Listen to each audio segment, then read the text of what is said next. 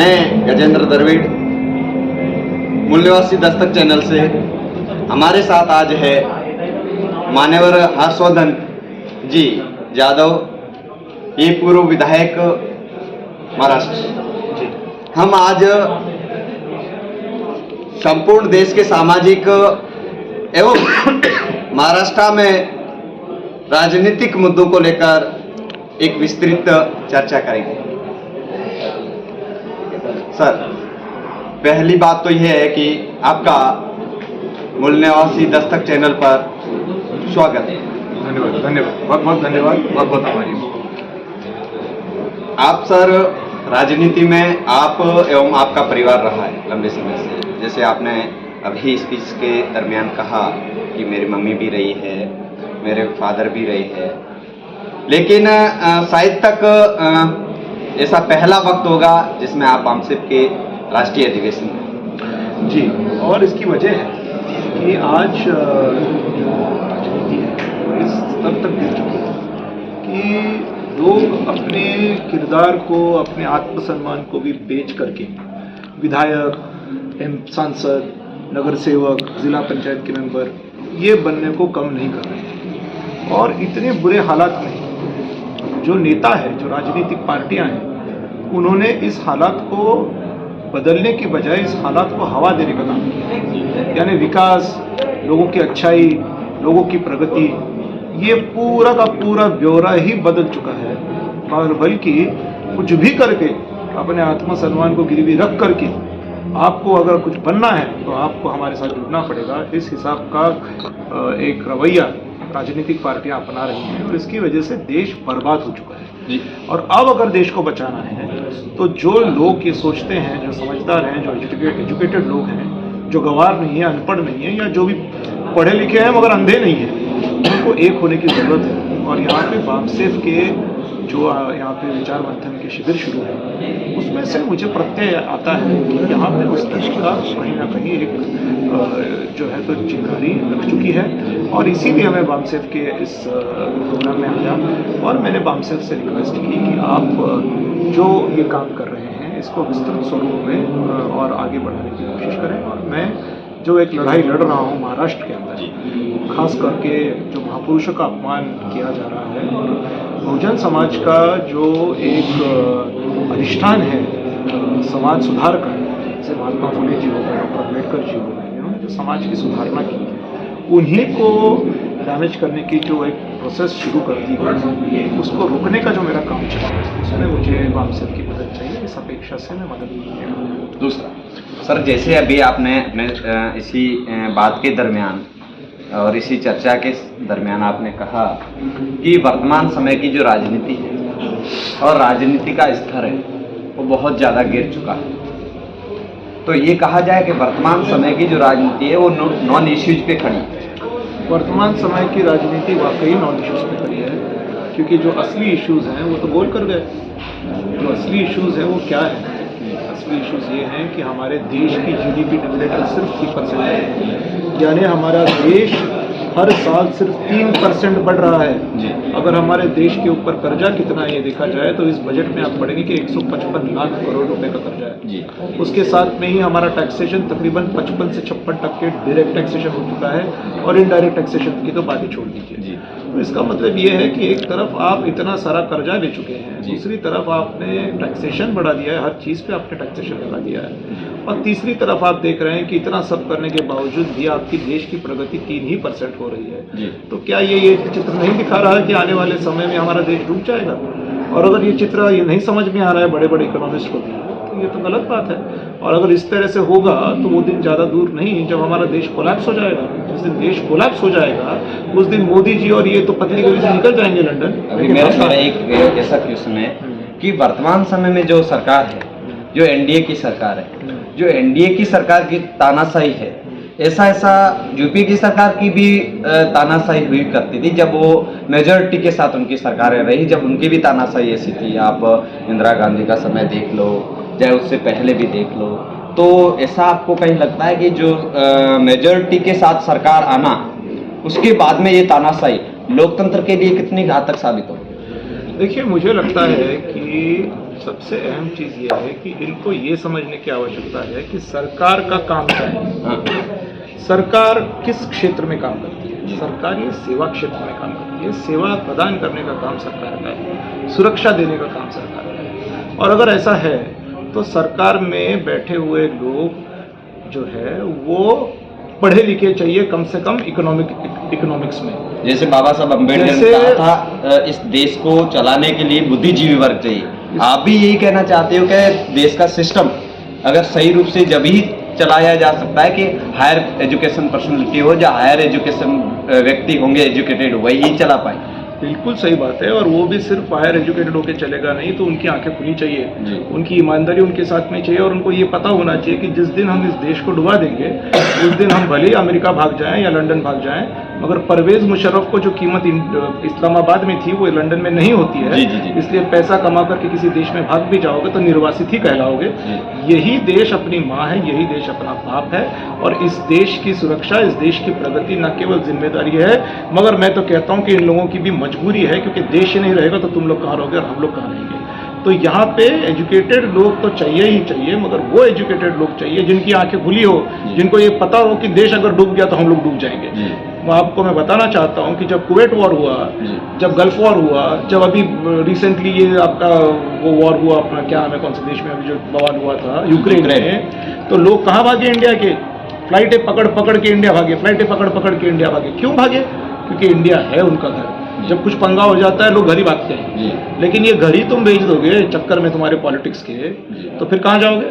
फिर कहाँ भागोगे? फिर फ्लाइट पकड़ के यूक्रेन वाला कहाँ भागेगा? फिर फ्लाइट पकड़ के ये गल्फ वाला कहाँ भागेगा? जब यहीं का देश ही नहीं बचेगा तो कहाँ जाएंगे? निर्वासित हो जाओगे। तो ये चीज़ लोगों को समझ में आनी चाहिए, इकोनॉमिक्स समझ में आना चाहिए। मैं तो सबसे पहले कहूँगा कि जिसको इकोनॉमिक्स समझ में आता है कि देश में कितना पैसा आ रहा है, कहाँ से आ रहा है और जा कहाँ रहा है, जितना पैसा आ रहा है उससे ज़्यादा पैसा हमको आना चाहिए बिना कर्जे के और बिना टैक्सेशन के। इसके हिसाब से सोचने की जरूरत है। अगर हम कहेंगे कि बिना टैक्सेशन के और बिना के कर्जे के पैसा आ कैसा सकता है, तो उसका जवाब हमारे पास है। मेरे पास डॉक्यूमेंटेड जवाब है उसका। सेंट्रल गवर्नमेंट का रिपोर्ट, सुप्रीम कोर्ट का रिपोर्ट, जो मैं अभी आने वाले 2 दिन में महाराष्ट्र के विधानसभा के सामने में दर्ज करने वाला हूँ। जी। अभी मेरा ये क्वेश्चन है कि मान्यवर कांसीराम जी का बामसेब के द्वारा जो सोशल मूवमेंट चला, उसका इफेक्ट ये हुआ कि ऑल इंडिया के जो सोशल था उसने इम्प्रेसिव किया, और उसका इफेक्ट इतना हुआ कि पॉलिटिकल स्तर पे बहुत बड़ा भूचाल आया। और जो 84 के बाद 91 तक का जो समय पीरियड था, उसी के दरमियान बहुत ज़्यादा सरकारें थी, जहाँ अलायंस की सरकार हो, उन पे प्रेशर पड़ा। और आखिर मतलब इतना सरकार आइसोलेट हुई कि उनको मंडल कमीशन लागू करना पड़ा। और शायद तक यही कहा जाए कि बामसेब की ताकत एवं बामसेब का जो वर्क था, जब बामसेब के द्वारा ऑल इंडिया के अंदर जो कैडर खड़ा किया गया था, उसी के प्रभाव की वजह से मतलब 90 के ही दशक में बैकवर्ड क्लास मतलब ओबीसी के जितने लोग थे उनको कई राज्य में कांग्रेस ने मुख्यमंत्री बनाना स्टार्ट किया। वर्तमान समय में बीजेपी, ये कहा जा सकता है कि ओबीसी के लोग हो या backward class SC ST OBC के लोगों को कांग्रेस बीजेपी मुख्यमंत्री के तौर पे या मंत्री के तौर पे प्रोजेक्ट कर रही है, उसकी वजह या वो मंत्री बन रहे हैं उसकी वजह बामसेब ही है, ऐसा माना जा सकता है? मुझे लगता है कि ये ज़रूरत है वक्त की। और मैं तो इसके आगे जा करके एक बात कहूँगा जी, और जो मैं चाहूँगा कि बामसेब ये बात उठाए जी। देखिए, महाराष्ट्र के अंदर, यहाँ पे महाराष्ट्र के एक बुजुर्ग आदमी खड़े हुए हैं जी जी। पंचायती राज सिस्टम आप जानते हैं, जिला पंचायत, पंचायत समिति और ग्राम पंचायत जी जी। भाई, अगर जिला परिषद, पंचायत समिति और ग्राम पंचायत को आप आरक्षण के, राजकीय आरक्षण के दायरे में ला रहे हो जी, और आप बोल रहे हो कि पंचायत समिति का जो चेयरमैन बनेगा वो आपका कास्ट का बनेगा, उसका ड्रॉ निकलेगा जी, जिला पंचायत का जो चेयरमैन बनेगा वो इस कास्ट का बनेगा क्योंकि उसका ड्रॉ निकलने वाला है जी, तो क्यों ना मुख्यमंत्री का भी ड्रॉ निकाला जाए जी, क्यों ना गार्डियन मिनिस्टर का ड्रॉ निकाला जाए जी। अरे भाई, अगर आप राजकीय प्रतिनिधित्व देना चाहते हैं गरीब आदमी को, दलित आदमी को, पीड़ित आदमी को, तो उसको पंचायती राज तक क्यों रोक के रखा हुआ है आपने जी? आप उसको स्टेट में लाइए जी। आप गवर्नमेंट में कितने मिनिस्टर बनाएंगे आरक्षित समाज के, बताइए जी। चीफ मिनिस्टर का पद आरक्षित रखेंगे या नहीं, उसका ड्रॉ निकलेगा या नहीं निकलेगा, बताइए। वो तो आपने खुद के लिए दबा लिया और बाकी का ज्ञान देना चालू है नीचे। तो मैं ये कहूंगा, मेरा ये कहना है कि अगर इनको बोलना है कि हम सत्यवादी हैं और हम पुरोगामी विचार सरणी के हम बहुजनों का विचार करते हैं, तो सिर्फ पंचायती राज में नहीं रखते हुए इसको स्टेट में लाना पड़ेगा। और अगर स्टेट में नहीं ला पा रहे हैं तो इसका मतलब दोगला है, तो पंचायती राज में क्यों अटकाया हुआ है? तो पंचायती राज को भी फ्री कर दीजिए। वहां पे आपको अपनी शान और शौकत बतानी है कि देखो हम तो पुरोगामी विचार सरणी के, हमने ऐसा कर दिया। तो तुमने कर दिया तो स्टेट में करो। अगर स्टेट में नहीं करोगे तो फिर नीचे क्यों करके रखा हुआ है? यानी तुम तो मतलब मगरमच्छ के आंसू बहा रहे हो। जी, अभी मेरा एक आपसे यही क्वेश्चन है, जैसे आपने इकोनॉमिक्स का कहा, या फिर देश को जो लूट रही है, बेच रही है, उससे देश बर्बाद हो जाएगा। लेकिन इससे भी ज़्यादा महत्वपूर्ण बात है कि देश का लोकतंत्र जिंदा रहेगा तो देश की इकोनॉमिक्स को आंका जा सकता है, परखा जा सकता है, या इकोनॉमिक्स के बारे में भी सोचा जा सकता है। लोकतंत्र के चारों पिलर है, कार्यपालिका, न्यायपालिका, मीडिया और विधायिका। चारों पर एक ही जाति का कब्जा है। कब्जा होने के बाद लोकतंत्र की ईवीएम के माध्यम से हत्या की जा रही है। मतलब ये हुआ कि बाबा साहब कहते थे भारत के अंदर लोकतंत्र जब ही चल सकता है, लोकतंत्र और ब्राह्मण तंत्र एक साथ में नहीं चल सकते। वर्तमान समय में लोकतंत्र को ब्राह्मण तंत्र में तब्दील कर दिया। मतलब आपसे मेरा सवाल ये है कि वर्तमान समय में जो लोकतंत्र है उसको इस देश में शासक वर्ग है जो ब्राह्मण, उससे कितना खतरा है? देखिए, जब ये एक साइकोलॉजी है जी, कि जब आदमी ज़्यादा पढ़ा लिखा और ज़्यादा विद्वान होता है और बाकी के लोग कम पढ़े लिखे और कम विद्वान होते हैं जी, तो ऐसा आदमी दूसरे को अपने इंटेलेक्चुअलिज्म को या अपने एकेडमिक्स को छूने को नहीं देता है जी। और इसकी वजह इतनी है कि पावर, जैसे अंग्रेजी में एक वर्ड कहावत है कि power corrupts and absolute power corrupts absolutely. एक बार उसको समझ में आ गया कि भाई मैं तो पावर में बैठा हूँ मेरी बुद्धिमत्ता की वजह से, मेरे शिक्षण की वजह से, ये बंदा अगर सीख गया तो ये मेरा टांगा पलटी कर देगा। तो इसके लिए ये दबाने की कोशिश हो रही है और ये नैसर्गिक है। मगर इसका इलाज है जो मैं अभी देख रहा हूँ, बामसेफ के आयोजन चल रहे हैं, कार्यक्रम चल रहे हैं, विचार मंथन चल रहा है। इसीलिए मेरा स्पीच अगर आपने ठीक से सुना होगा तो आपको समझ में आया होगा कि अगर विचार मंथन ये सिर्फ किसी एक कैटेगरी, सिर्फ पढ़े लिखे या जो जिसको बोला जाए कि सिर्फ किसी एक विशिष्ट वर्ग की अगर जागीरदारी है तो अभी वो रही नहीं है। अभी दूसरे वर्गों में भी विचार मंथन शुरू हो चुका है। थिंक टैंक अब दोनों तरफ हैं। थिंक टैंक सिर्फ एक तरफ एक जमाने में हुआ करता था और उसकी वो मजबूरी का फायदा उठाते थे, मगर थिंक टैंक अब दूसरी तरफ भी शुरू हो गया है। जब दूसरी तरफ शुरू हो गया है तो ये तो पक्का है कि इनका अभी जो है तो दुकान बंद होने वाला है। ठीक है, दूसरी मैं ये कहता हूँ, बाबा साहब ने कहा था कि लोकतंत्र को जिंदा रखने के लिए पूर्व शर्त है निष्पक्ष एवं पारदर्शी चुनाव होना चाहिए। दूसरा का विपक्ष मजबूत होना चाहिए। वर्तमान समय में विपक्ष भी मजबूत नहीं है देश के अंदर और निष्पक्ष एवं पारदर्शी चुनाव नहीं होते हैं। 8 अक्टूबर 2013 का लार्जेस्ट जजमेंट था सुप्रीम कोर्ट का कि ईवीएम के द्वारा फ्री, फेयर एंड ट्रांसफर चुनाव नहीं किए जा सकते। बाबा साहब को जो आकांक्षा थी दो चीजों की कि देश का लोकतंत्र को जब ही जिंदा रखा जा सकता है, पहली बात है कि विपक्ष मजबूत होना चाहिए, दूसरी बात है, मुझे लगता है दूसरी बात है निष्पक्ष एवं पारदर्शी चुनाव होना चाहिए।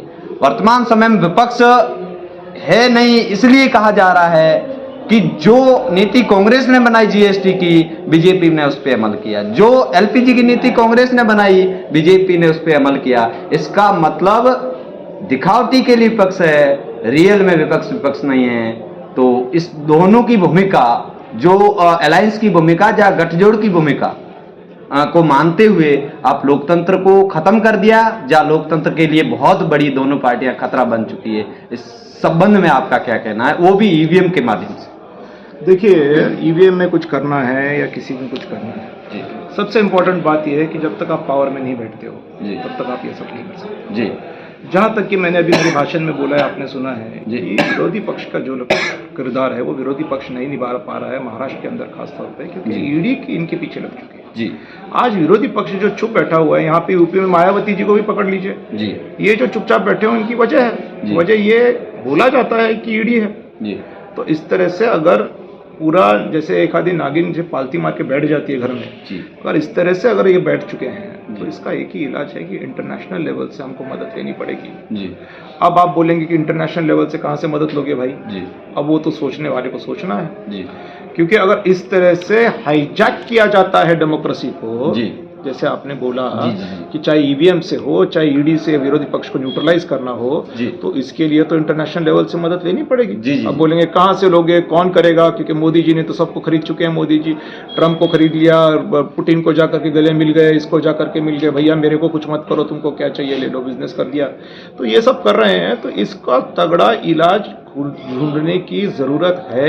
इंटरनेशनल लेवल से मदद लेनी ही पड़ेगी। मुझे लगता है कोई लोग इंटरनेशनल कोर्ट ऑफ जस्टिस में भी गए हुए हैं और उन्होंने कहा है कि हमको यहाँ पे ईवीएम हटा दीजिए, मगर ये सारे इंटरनेशनल पॉलिटिकल लेवल के ऊपर इंडिया के ऑटोनॉमस जो इंडिपेंडेंस है या ऑटोनॉमस जो बॉडी है, इसके ऊपर कितना प्रेशर लाया जा सकता है और क्या किया जा सकता है, ये थिंक टैंक ने सोचने की ज़रूरत है। लेकिन मैं मेरी तरफ से इतना ही कहूँगा कि यहाँ पे जब तक इंटरनेशनल लेवल से ह्यूमैनिटेरियन ग्राउंड्स के ऊपर, क्योंकि कभी कभी ऐसा सिचुएशन आता है कि जब ऑल ग्लोब, पूरे ग्लोब के अंदर एक समान विचारधारा आती है कि नहीं, ह्यूमैनिटी बचनी चाहिए, मैनकाइंड बचना चाहिए। जी जी। अब ह्यूमैनिटी और मैनकाइंड की जब बात आती है और सब भाईचारे की बात आती है, तब अगर किसी देश को जकड़ा गया है, किसी देश को अगर अटकाया गया है, जबकि वो देश नहीं चाहता है कि अटकाए, और वो भी क्या बोलते हैं ना, व्हाइट कलर चोरी जिसको बोलते हैं जी।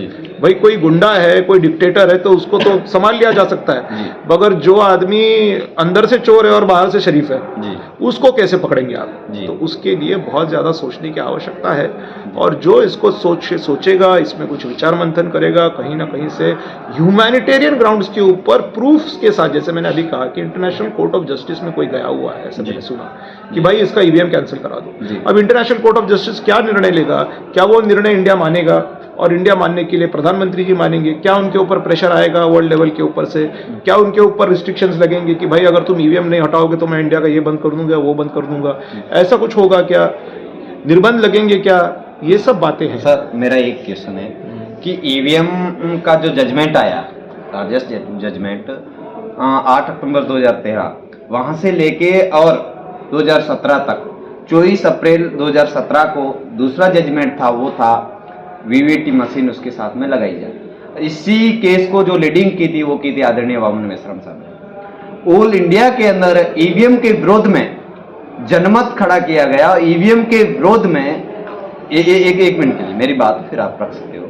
जो ईवीएम के विरोध में और ईवीएम फ्रॉड कैसे वो आमजन को जागरूकता और प्रबोधन के माध्यम से किया, इसको लेकर उन्होंने ऑल इंडिया के 550 जिलों में पहले 2015 में अर्थी ईवीएम के विरोध में उठाई और उनको जलाई। दूसरी बात रही कि उन्होंने छत्रपति साहू महाराज के जन्मदिन पर 26 जून 2019 को जम्मू कश्मीर से जो परिवर्तन यात्रा शुरू की, वो 6 महीने की परिवर्तन यात्रा कन्याकुमारी में जाके खत्म हुई ईवीएम के विरोध में। ईवीएम के विरोध में सड़कों की भी लड़ाई लड़े वो, और जो जुडिशरी सिस्टम में लड़ना चाहिए वो भी लड़ाई लड़े। लेकिन इंटरनेशनल कोर्ट में जब ही जाया जा सकता है कि आपका नेशनल लेवल का जो कोर्ट है उससे अविश्वास साबित हो। तो इसको लेके पहले तो इस जो प्रक्रिया है जुडिशरी सिस्टम की, ये लड़ाई लड़नी पड़ेगी, जब ही दुनिया की ताकत का हमारे को साथ सहयोग मिल सकता है। डायरेक्ट तो इंटरनेशनल कोर्ट कैसे जाया जा सकता है? देखिए, जब ऐसा सिचुएशन आता है कि जहाँ पर सवाल उठते हैं कि वहाँ का कॉन्स्टिट्यूशन पाला जा रहा है या नहीं पाला जा रहा है जी, और वो संदिग्धता के भंवर में आ जाता है जी, तो जब संदिग्धता के भंवर में आ जाता है और ऐसे कुछ डिटेल कॉन्क्रीट डॉक्यूमेंट्स कुछ सामने आते हैं जी, जो ये प्रूफ करते हैं कि ये तो चीटिंग हो गई है जी, तो मुझे लगता है कि international court of justice international court का जो प्रतिनिधित्व करता है वो राष्ट्राध्यक्ष करते हैं और राजदूत करते हैं, जहाँ पॉलिटिकल से संबंध रखने वाले लोग करते हैं। सामान्य आदमी या किसी संगठन का अलायंस होगा, वो इंटरनेशनल लेवल पे उनके संगठन हो सकता है, लेकिन इंटरनेशनल लेवल पे जो यूएनए संघ है उसका प्रतिनिधित्व, भारत की सरकार का भी प्रतिनिधित्व होता है। देखिए, यहाँ पर जब ऐसी सिचुएशंस आती हैं, दुनिया में कई बार ऐसी सिचुएशंस आई हैं जी, जब यूएन ने इंटरवीन किया है, हालांकि उस गवर्नमेंट में जो प्रतिनिधि थे वो यूएन के भी प्रतिनिधि। जी जी। ऐसा हुआ नहीं है कि भाई जो करेगा वो अपनी मर्जी से करेगा, यूएन बैठी रहेगी। जी। देखिए यूएन का खुद का कितना ताकत है जी, ये क्वेश्चनेबल जरूर है जी, लेकिन जिसको कहा जाता है कि ग्लोब के अंदर, वर्ल्ड के अंदर किसी का किरदार किस तरह से लोगों के सामने, दुनिया के लोगों के सामने आ रहा जी। है, उसका भी इम्पैक्ट होता है। जी, ऐसा नहीं है कि यूएन के अंदर कितनी ताकत है और कितनी ताकत नहीं है तो यूएन को छोड़ दो, जी। या कौन मेंबर है तो उसके खिलाफ में यूएन नहीं जाएगा, जी। ऐसा नहीं होता है। जी, यूएन या आईसीजे, इनके पास अगर प्रॉपर रिप्रेजेंटेशन जाता है, जी, अगर वहां पे कुछ उठाव होता है, जी। कुछ बातें रखी जाती हैं, कुछ कॉन्क्रीट एविडेंस के साथ अगर बात आती है सामने, जी। प्रेस में जाती है, ये सारी चीजें जिसको बोलते हैं ना, देखिए सबसे इंपॉर्टेंट चीज ये है कि action speak more than words. अगर आपके पास ऐसा कोई चीज है, आपके पास अगर हीरा है, जी, कोई नहीं हीरा है, अरे आप कहीं पे भी चले जाओ, जी, आपका हीरा चमकने वाला है। जी, तो ऐसा क्या हमारे पास है कुछ जो हम जाकर के रख सकते हैं कि भाई ये देखो दूध का दूध पानी हो, क्या कर रहे हो तुम लोग। जी। ये हो सकता है कि वहां पे जो है तो ये लोग मोदी जी और ये बीजेपी वाले उसको कवर कर लें कि भाई तेरे को क्या चाहिए ले लो और खत्म कर। जी, जी। लेकिन इसका हीरे की चमक, जी, देखो हीरे की चमक ऐसी होती है, चाहे किसी ने भी पर्दा उसके ऊपर डाल दिया तो चमक तो बाहर निकलेगी, और जिस दिन हीरे की चमक बाहर निकल गई वो खत्म हो गया। दूसरा एक मेरा क्वेश्चन ये है कि जैसे आपने अभी श्रीलंका में देखा, राजपक्षे वहां से भागा, अपना जो आवास था उसको छोड़ के भागा, और जो वहां का राष्ट्रपति भवन था उसको छोड़ के भागा। वहां जनमत पहले तैयार हुआ, उसका विरोध बहुत उग्र हुआ, वो इतना उग्र हुआ कि उसका जो राष्ट्रपति भवन था उसके अंदर घुस गया और वो वहां से भागना पड़ा। अगर ईवीएम के विरोध में संपूर्ण देश में, भारत में प्रबोधन अगर बड़े पैमाने पे किया जाए तो ऐसा एक्शन क्या भारत में हो सकता है, आपको लगता है क्या? देखिए भारत में ये सब करने के लिए बहुत ज़्यादा ताकत की ज़रूरत है, और भारत में अलग अलग तरीके के लोग हैं। जी। इंटरव्यू के शुरुआत में ही आपने मुझसे एक सवाल पूछा था, जी, उसके उत्तर में मैंने आपको कहा था कि आजकल राजनीति का स्तर गिर चुका है। जी, और राजनीति का स्तर इतने लेवल पे गिर चुका है कि राजनीति के लिए लोग कुछ भी करने को तैयार जी। है, आत्मसम्मान तक गिरवी रखने को तैयार है। जी। देखिए अच्छा या बुरा, जी। मैं तो कहूँगा बुरा ही, जी। अगर आप गूगल पे सर्च करोगे ना मेरे भाई जी, कि दुनिया में सबसे ज्यादा इन्वेडेड कंट्री कौन सी है, जी। यानी दुनिया में सबसे ज्यादा पारतंत्र में रही हुई आया हुआ देश कौन सा है, जी, तो -0 सेकंड में इंडिया का नाम आता है। जी, क्यों आता है? क्योंकि इंडिया में सबसे ज्यादा पारतंत्र इंडिया रह चुका है। क्यों रह चुका है? जी। क्योंकि इंडिया में इन्वेजन्स हुए हैं, अटैक हुए हैं, और इंडिया के ही लोग इंडिया को बेच करके निकल गए हैं। जी। ये हमारा इतिहास है। जी, ऐसी सिचुएशन में अगर हम ये सोच रहे हैं कि हम रेवोल्यूशन लाएंगे, जी, तो इसकी कितनी ताकत है, क्योंकि अभी फ्रीडम स्ट्रगल का जो रेवोल्यूशन हुआ जी, वो बहुत बड़ा रेवोल्यूशन हुआ, जी, लेकिन क्या उसके बाद में उनका रेवोल्यूशन का ये किया गया, सम्मान किया गया, जी, और लोगों ने उनको सराहा? ठीक है, 15 अगस्त को और 26 जनवरी को भाषण किया जाता है, देशभक्ति के गाने लगाए जाते हैं, फिल्म देखने के पहले हिंदुस्तान जिंदाबाद बोला जाता है, जी। लेकिन क्या हम उसको पाल रहे हैं? क्या जी। टायर पंक्चर वाला 3 पंक्चर है तो 3 ही पंक्चर बता रहा है? जी। हाँ, तो ये देखने की जरूरत अभी है। मेरे को अगर ऐसे लोग हैं इस देश के अंदर जो अपने फ्रीडम स्ट्रगल को तक भूल चुके हैं, तो ऐसे लोगों को तो फिर क्या करना पड़ेगा? इसको तो आगे बात बढ़ानी पड़ेगी। मेरा अंतिम लास्ट सवाल रहेगा कि महाराष्ट्र में पिछले लंबे समय से जो मूल्यवासी बहुजन समाज से संबंध रखने वाले महापुरुष, जो सूरवीर महापुरुष हुए अपने टाइम पीरियड में, वो बहुत ज्यादा महान दक्ष रहे, उनको लेकर आरएसएस के द्वारा या आरएसएस के द्वारा प्रायोजित जो सरकार है जो चल रही है, उनके द्वारा लगातार उनका कह तो चरित्र हनन को लेकर, उनके अपमान को लेकर, या फिर समाज के अंदर घृणा पैदा हो, इसलिए उन्होंने महापुरुषों को हथियार बनाकर और वो लगातार कहीं ना कहीं स्टेटमेंट दिए जा रहे हैं। आपके सवाल को मैं करेक्ट करता हूं, महापुरुष वो तभी थे, आज भी हैं और हमेशा रहेंगे। ये मत बोलिए कि जब पहले महापुरुष थे वो, नहीं, गलत सवाल। जी, जी, जी, क्षमा मांगिए उसकी। जी। और ये महापुरुष जो हैं, ये महापुरुष अनंत हैं, अमर हैं। जी, जी, ये पहले भी महापुरुष थे, आज भी हैं और जी, आगे भी रहेंगे। जी।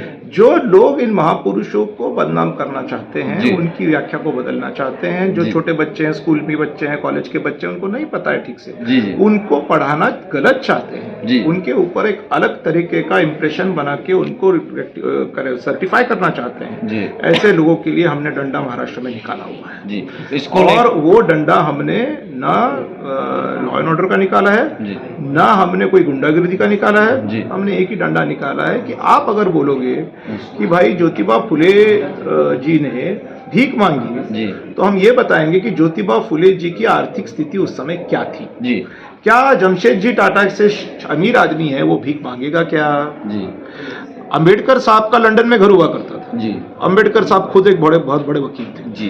तो ऐसा आदमी जिसके पास खुद की गाड़ी है, खुद का बंगला है, वो भी लंदन में है, जी। वो भीख मांगेगा क्या? सावित्रीबाई फुले के बारे में उल्टी सीधी बात कर रहे हैं, लेकिन सावित्रीबाई फुले ने जो महिला शिक्षण का कारवा शुरू किया, क्या उस महिला शिक्षण के कारवा की वजह से आज हमारी बच्चियां पढ़ लिख नहीं रही हैं क्या? हाँ, जो छत्रपति शिवाजी महाराज ने स्वाभिमान की गाथा गाई कि पूरे देश में मुगल है और एक छोटे से कोंकण एरिया में एक बंदा तलवार निकालता है और वो अफजल खान को भी खलास कर देता है, क्या उसकी स्वाभिमान की परिभाषा उसने हमको नहीं सिखाई क्या? ये बातें हम अभी आने वाले समय में करने वाले हैं। 12 जनवरी से महाराष्ट्र में एक टूर निकलने वाला है मेरा, उसमें मैं पूरे डिस्ट्रिक्ट कर रहा हूँ और पूरे डिस्ट्रिक्ट जाकर के मैं एक ही बात बताने वाला हूँ कि महापुरुषों के बारे में जो एक प्रकार से व्याख्या बदलने की कोशिश की जा रही है, उन्हीं व्याख्या को पुनर्स्थापित सीधी तरीके से करके ये काम छत्रपति शिवाजी महाराज का था, ये काम महात्मा ज्योतिबा फुले जी का था, ये काम सावित्रीबाई माता का फुले का था, ये काम डॉक्टर बाबा साहेब अम्बेडकर का था, इनकी वजह से हम आज ये हैं, ये हम बोल के इनकी स्ट्रैटेजी को इन्हीं के जेब में वापस लगाने की कोशिश हम करने वाले हैं। और जो कि सच्चाई हमारे साथ में, मुझे लगता है कि हम पक्का यशस्वी होंगे। इसके लिए हमारे ऊपर कोर्ट केस हो, क्या होना है वो हो, पहले ही मेरे ऊपर एक केस ठुक चुकी है, तो और भी कुछ केसेस होंगे तो हम केस स्वीकारने को तैयार है। जेल में जाना पड़ा तो अम्बेडकर जी के लिए, शिव छत्रपति के लिए हम जेल में जाने को तक तैयार है। अब अगर जो सच्ची बात है, जो उन्होंने किया है, जो महापुरुषों ने किया है, जिनकी वजह से आज सम्मान पूर्वक हम जी रहे हैं, उन महापुरुषों की व्याख्या को बदलने की अनुमति हम नहीं देंगे। जी, अंतिम है कि मूल्यवासी दस्तक चैनल से आप संपूर्ण देश के मूल्यवासी बहुजन समाज है उसको क्या संदेश देना चाहते हैं? बहुजनों को एक ही संदेश देना चाहता हूं जो डॉक्टर बाबा साहेब अम्बेडकर ने दिया था, ध्यान करके सुनिए जी। सीखिए, पढ़िए, संगठित हुई और संघर्ष कीजिए। बस आप जब तक खुद को बलवान नहीं बन, शिक्षा जब तक आपके पास शिक्षा नहीं है, ये शिक्षा है जी, इसका शिक्षण आपके पास नहीं है, देखिए कोई समाज को गाली देकर के नहीं चलने वाला है। ये बात माननी पड़ेगी कि वो लोग पढ़ते हैं, मेहनत करते हैं और वो पढ़ करके कुछ बनते हैं और बनने के बाद वो हमको हमारे ऊपर राज करने की कोशिश करते हैं। हमारे बच्चे क्यों नहीं पढ़ते हैं, हमारे बच्चे क्यों ताकत नहीं लगाते हैं, हमारे बच्चों में क्या कमी है? हमें यहाँ तक कि मैं बात करूंगा कि हमें तो आरक्षण भी मिला हुआ है, तो हम आरक्षण के साथ अगर मजबूती से पढ़ाई करेंगे, इतने ताकतवर बनेंगे कि सामने वाला बुद्धिजीवी आदमी ये हमारे बुद्धि के सामने फीका पड़ जाए। अगर इतनी ताकत हम जमा करेंगे और फिर संगठित होंगे, फिर संघर्ष करेंगे, तो उसका मजा ही अलग आएगा। डॉक्टर बाबा साहब अम्बेडकर ने ये मूल मंत्र कितने तो साल पहले बहुजनों को दिया है, वही मूल मंत्र मैं आज आपको देना चाहता हूँ। धन्यवाद, बहुत बहुत धन्यवाद।